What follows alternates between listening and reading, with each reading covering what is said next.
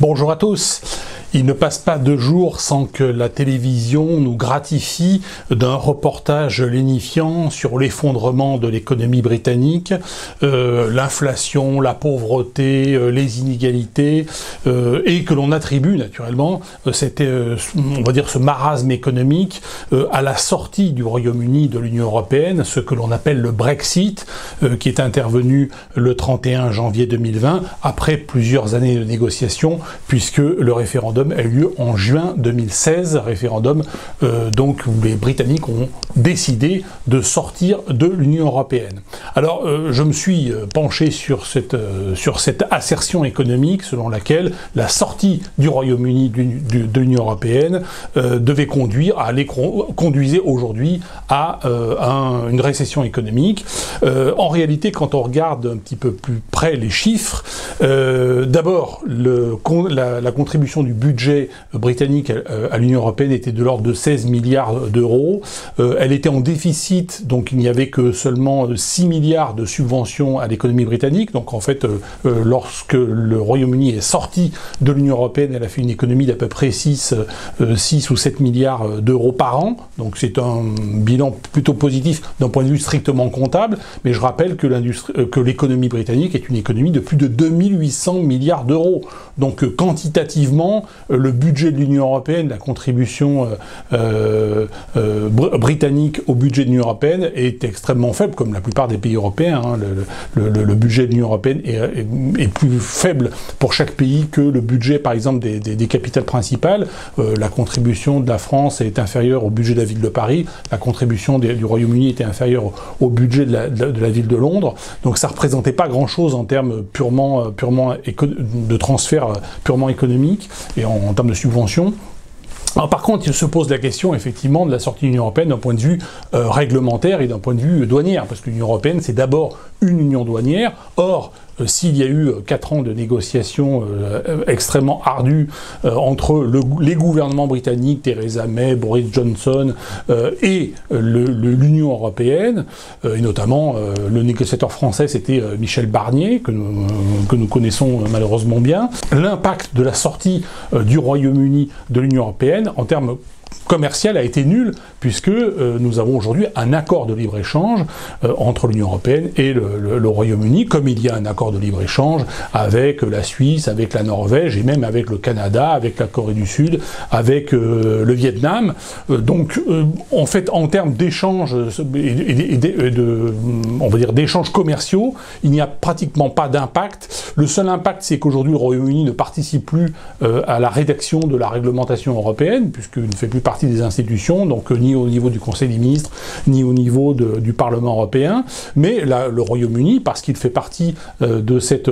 c'est pas l'espace économique européen, mais on va dire de cet ensemble d'accords commerciaux entre l'Union européenne et un certain nombre de pays dans le monde, eh bien, le Royaume-Uni doit respecter la réglementation européenne. Donc, en termes de respect de la réglementation et en termes commercial, l'impact, là aussi, a été nul. Alors, pourquoi les médias nous annoncent-ils que, eh bien, le Royaume-Uni, aujourd'hui, souffre économiquement de manière extrêmement profonde de la sortie de l'Union européenne. Alors c'est un mensonge, c'est un mensonge à plusieurs niveaux. D'abord sur le plan économique, effectivement, c'est totalement infondé. La réalité aujourd'hui de la récession au Royaume-Uni, elle est liée essentiellement à l'inflation. Alors les chiffres d'inflation sont assez édifiants. Depuis le mois de janvier 2020, donc date de la sortie de l'Union européenne, la livre sterling s'est dévaluée par rapport à l'euro de 3,4%, par rapport au dollar américain de 6,1%. Mais si on remonte un peu plus loin dans le temps, depuis mai 2016, donc à l'époque du référendum sur la sortie du Brexit, la dévaluation avec l'Union européenne est de l'ordre de 14%, 14,4%, et la dévaluation de la livre sterling par rapport au dollar américain est de 15,7%. Quand on remonte encore un peu plus dans le temps, si on remonte en 2015, 31 juillet 2015, la dévaluation de la livre sterling par rapport à l'euro est de l'ordre de 20%, de même que par rapport au dollar dollar américain. Alors cette dévaluation très importante de la livre sterling, qui aujourd'hui se ralentit quelque peu parce que en fait la dévaluation de l'euro, elle s'accélère depuis maintenant 2 ans et depuis notamment le passage le 1er janvier 2020 aux eurobonds, qui fait qu'aujourd'hui on fait tourner la planche à billets européenne pour relancer entre guillemets l'économie, ce qui provoque effectivement de l'inflation. Donc l'inflation elle s'accélère en Europe, elle s'accélère aux États-Unis, donc elle reste forte au Royaume-Uni, mais c'est que le Royaume-Uni continue effectivement continue de subir en fait la dévaluation de la livre sterling. Or la dévaluation d'une monnaie, si ça favorise quelques entreprises, on va dire ça favorise 1% des entreprises qui sont les entreprises qui exportent des produits ou des services, 99% des entreprises sont impactées négativement par le fait de devoir importer des produits ou des services provenant de la zone dollar ou provenant de la zone euro, qui sont de plus en plus chers, ou provenant de la Suisse ou provenant de la Norvège, qui aussi sont de plus en plus chers. Donc la dévaluation de la livre sterling pénalise 99% des entreprises, même si effectivement il y a un petit pourcentage qui en bénéficie, et pénalise 100% de la population. Parce que pareil, la population, quand elle doit acheter du pétrole, du gaz ou des matières premières quelconques qu'on paye en dollars au niveau international, et pour un certain nombre de marchandises qu'on paye en euros, eh bien le pouvoir d'achat s'écroule littéralement pour les entreprises comme pour les particuliers. L'inflation, c'est une arnaque qui est mise en place en fait par l'État, c'est à l'avantage de l'État, puisque l'État est criblé de dettes et n'a pas d'épargne, et l'inflation détruit l'épargne et détruit en même temps les dettes, mais l'État n'a pas d'épargne et a beaucoup de dettes, donc c'est avantageux pour l'État. Par contre, ce n'est absolument pas avantageux ni pour les entreprises, ni pour les citoyens. Dans le même contexte, on voit par exemple un pays comme la Turquie, qui voit sa monnaie littéralement s'écrouler, puisque depuis maintenant 2 ans, on est passé de 5 livres turcs pour 1 euro, aujourd'hui à 20 livres turcs pour 1 euro. Donc c'est un écroulement des 3/4 de la valeur de la livre turque par rapport à l'euro, et idem par rapport au dollar. Et là, on voit très bien que les pays, effectivement, qui pratiquent cette planche à billets, qui pratiquent cette inflation de masse, eh bien, sont conduits à la ruine.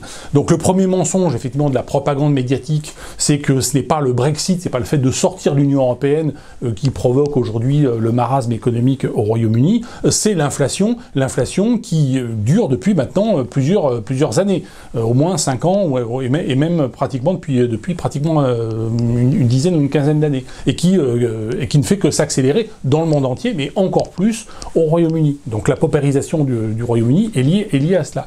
Puis la deuxième partie du mensonge médiatique, il est lié au fait, à la motivation qu'ont eu les Britanniques de sortir de l'Union européenne. Et la motivation principale au départ, c'était pas de sortir de l'espace économique européen ou de la zone commerciale. De toute façon, ils y sont rentrés aujourd'hui, donc ça n'était pas cette motivation.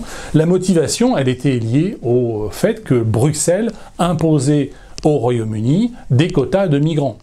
Alors que ce soit la justice européenne, la Cour de justice des communautés européennes, ou que ce soit les commissaires européens, c'est-à-dire les fonctionnaires, et ce qui est un déni de démocratie. Alors, je rappelle que le Royaume-Uni est l'inventeur de la démocratie parlementaire, et ce qui a ulcéré profondément la population, et même une grande partie de la classe politique britannique, en disant, mais attendez, des fonctionnaires qui ne sont pas élus, ou des magistrats qui, eux, non plus ne sont pas élus, décident que, vous, Royaume-Uni, vous allez manger des migrants. Alors, je vous rassure tout de suite, il y a beaucoup de migrants au Royaume-Uni, ça n'empêche pas la sortie de l'Union européenne, ça n'a pas empêché l'arrivée de migrants en masse au Royaume-Uni, mais la question, c'était une question démocratique, c'était nous n'acceptons pas, disaient les Britanniques, que des fonctionnaires décident que nous allions accueillir sur notre sol des migrants, et de façon totalement antidémocratique. Donc c'est en fait le Brexit un sursaut démocratique pour des questions identitaires et pour des questions de migrants, et non pas une rupture économique qui n'a pas eu lieu, puisque je répète que le Royaume-Uni a un accord de libre-échange avec l'Union européenne,